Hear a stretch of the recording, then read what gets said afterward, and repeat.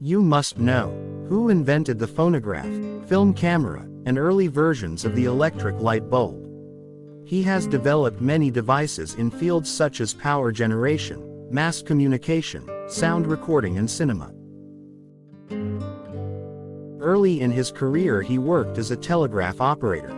This inspired some of his early inventions.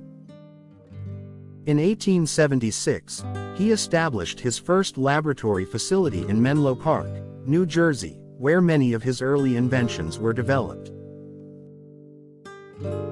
He is regarded as the most prolific inventor in American history. He is Thomas Alva Edison, and his quote, "To invent, you need a good imagination and a pile of junk."